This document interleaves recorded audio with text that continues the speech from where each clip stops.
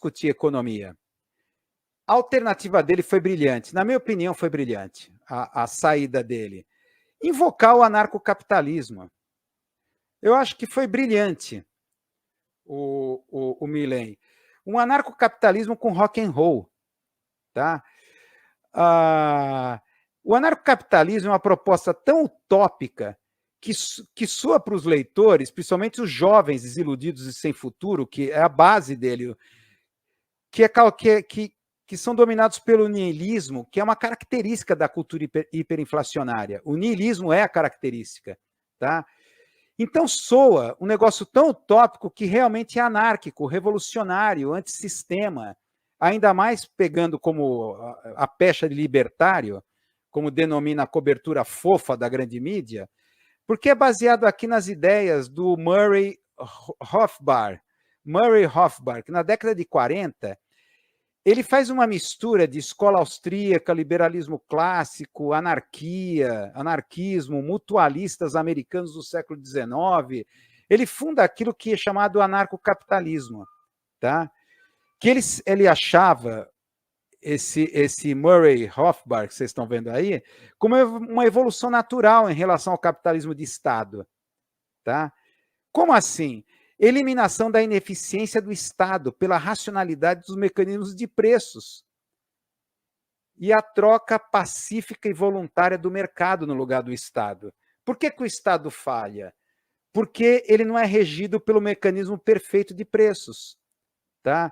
O Estado é, como ele chamava, um monopólio coercitivo da força. Tá? Então ele propunha o quê? O fim do próprio Estado. O fim. Tá? É claro que nem o próprio Rothbard pensou muito na praxis. Como colocar isso na prática? Como é que é possível tornar isso execuível dentro do capitalismo? Tá? Mas, enfim, é claro que o Milley vai pegar isso daí, porque é uma coisa tão utópica, inexequível, que é por aí que eu vou. Porque essa coisa é tão utópica, e mais o prefixo anarco, de anarquia, soa muito jovem, soa muito rock and roll. Tá? Então vem com aquela coisa, acabar com o Banco Central, acabar com o Estado, dolarizar a economia e tudo mais. É claro que, na verdade, a praxis real, o que é? O valor da ação das estatais, o mercado explodiu os papéis. Quando ele falou, vou privatizar tais empresas, explodiram nas bolsas os papéis dessas empresas. É isso que, na verdade, está buscando. O que é paradoxal e, ao mesmo tempo, irônico nessa história toda é que você pode pensar, mas espera aí. Vamos ver se acompanha o raciocínio. Na verdade, o Estado já está privatizado. Como assim? Dívida pública. O que o Estado faz? Emite títulos da dívida. E aí o mercado financeiro se chafurda, faz a festa com esses títulos da própria dívida pública. Diante dos crashes cíclicos que ocorrem no sistema financeiro global, quem injeta liquidez? O Estado, dinheiro público. Tá? De certa forma, isenções fiscais, subsídios. O próprio Elon Musk vive de projetos subsidiados, né, do próprio com dinheiro público, com as suas empresas X, SpaceX, junto com essa, digamos, parceria com a NASA e com o dinheiro público. A rigor, no capitalismo de Estado, o Estado já foi privatizado. Tá? E o que a gente vê com a privatização é raspar a última carne que falta no osso. Como o capitalismo viveria sem Estado? A ironia disso é que eu acho que o Murray, o criador aí do anarcocapitalismo, esse economista, eu acho que ele era mais revolucionário do que ele pensava, viu, Murray Rothbard. Porque se você acabar com o Estado, você vai acabar com o capitalismo. O capitalismo entregue ao mercado, entregue a si mesmo, é autofágico, vai se autodestruir. Por isso que eu estou muito curioso, eu estou torcendo para o Milei. Eu estou torcendo. Sabe, ele acaba com o Banco Central, dolariza, privatiza tudo. Que roa a última carne que resta no osso.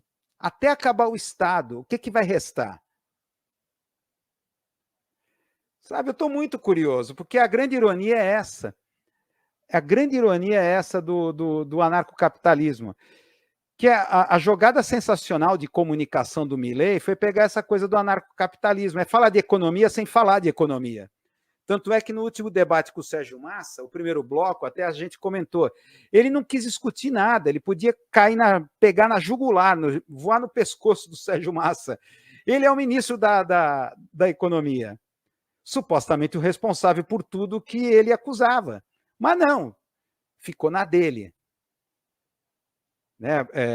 Estranhamente, porque não quer discutir tecnicamente economia, ele não sabe nem o inventor do anarcocapitalismo pensou na praxis do anarcocapitalismo.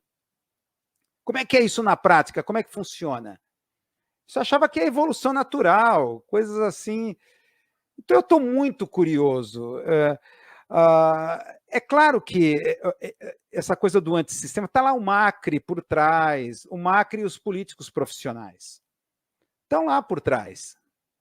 O grupo do Macri está por trás. Então vai ser muito curioso isso.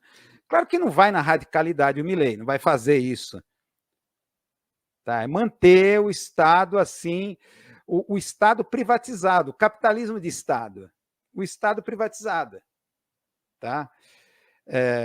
Assim, criando, regularizando monopólios e cartéis para criar aquela delícia de capitalismo, capitalismo sem concorrência, em que setores oligopolizados mamem nas tetas. É isso que é na prática o capitalismo. O capitalismo precisa do Estado, só que de uma maneira perversa, né? Agora, tem outra coisa também, a questão da cismogênese, tá? Essa questão, tem um psicanalista argentino, tá? Que é bem interessante, que está aqui ele, esse psicanalista argentino deu uma opinião bem interessante, está aqui ele, qual é o nome dele? Está aqui, eu sei o nome dele, o José Abad, né? José Abad, para encurtar, José Eduardo Abad, tá? É interessante que pense em questão de guerra híbrida. É guerra híbrida que houve na Argentina? Sim, claro. Fez parte de um jogo de guerra híbrida, porque a questão aqui que está em jogo é a geopolítica aqui no Cone Sul. Tá? Tem que evitar uma integração regional, haver lideranças regionais, tem que fragmentar aqui o Sul por uma questão geopolítica dos atlanticistas. Tá? No Brasil, qual foi a cismogênese? Quais as feridas abertas do psiquismo nacional que pegou aqui no Brasil? A gente já falou sobre isso. A questão militar, jamais resolvida, tá? E a questão da escravidão. Outra ferida aberta, jamais resolvida. Foi em torno dessas feridas psíquicas abertas no imaginário coletivo do brasileiro que atuou a guerra híbrida para criar a cismogênese. Tá? Então vem a questão do identitarismo, a questão de gênero, que vai criar a cismogênese e aquela coisa de dividir para reinar. Tá? E deslocar toda a discussão para a questão dos valores e da guerra cultural. Mas e na Argentina? Você não vai ter esses elementos. A questão militar, tá? Foi resolvida, né? 30 mil morreram, foram presos, muitos foram condenados, julgados. A questão foi, se não foi resolvida, foi mitigada, foi superada, pelo menos lá na Argentina. Qual a cismogênese que ia buscar? Aí que está a contribuição desse psicanalista. O nacionalismo melancólico dos argentinos. Nacionalismo melancólico. tá? Esse livro bem interessante aqui, Tocar Fundo, sobre a classe média argentina em crise. Umas ideias muito interessantes aqui que ele coloca, que é o seguinte: o país, na verdade, ele se sente como um pedaço da Europa perdido na América do Sul. Ponto. É isso. Tá? É uma nacionalidade melancólica, porque é um país que não é à toa o crescimento da psicanálise. Né? Tem um psicanalista em cada esquina. Tá? Por isso que, a partir de 1955, a psicanálise deixou de ser uma atividade privada reservada às elites. Passou a ser serviço público de saúde, a psicanálise. Tá? Sem falar outros espaços institucionais públicos, né? Com muitas técnicas inspiradas na psicanálise. Tá? O Milei, segundo ele, né, jogou com uma xenofobia, ao chamar Lula, por exemplo, de bandido comunista. Quer dizer, não é para se integrar, a gente não pertence aqui à América do Sul, nós somos um pedaço perdido da Europa.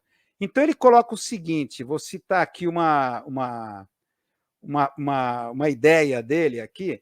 Os argentinos, especialmente os portenhos, consideram que são os europeus da América do Sul. Existia uma ideia de que isto era uma sucursal da Europa. Diziam que Buenos Aires era como Paris. Diziam que o Jordão Botânico daqui era como Bois de Boulogne. Não é bem assim. Na Europa, nem sabem quem somos, e, além disso, a realidade econômica demonstrou que isso não é Europa. Mas o argentino se sente dessa maneira. Tá? E ele coloca que, isso é principalmente o portenho. Tá? Principalmente o portenho, ali a grande Buenos Aires. Tá? Mas ele coloca o seguinte, mas agora também existem os portenhos de cada província, ou seja, segmentos que, por imitação dos portenhos de Buenos Aires, surgiram nos últimos anos no interior. Tá? Esse misto de melancolia e prepotência desse nacionalismo melancólico, né, argentino, leva ao que ele chama de pensamento mágico. Tá? A ideia de que as mudanças podem ser imediatas como num passe de mágica. Daí essa coisa do anarcocapitalismo, né, essa coisa num passe de mágica, acaba com o Banco Central, melhora tudo. Tá? O que ele chama aqui de pensamento mágico. Então, as várias saídas mágicas, ele aponta: blindagem financeira, mega troca de bônus, cesta de moedas, ajuste fiscal, tudo isso acabou decepcionando ao longo do tempo. Ele aponta, né? Numa expressão assim bem portenha, né, seria assim: Milei seria o mais do mesmo. O mais do mesmo. Tá?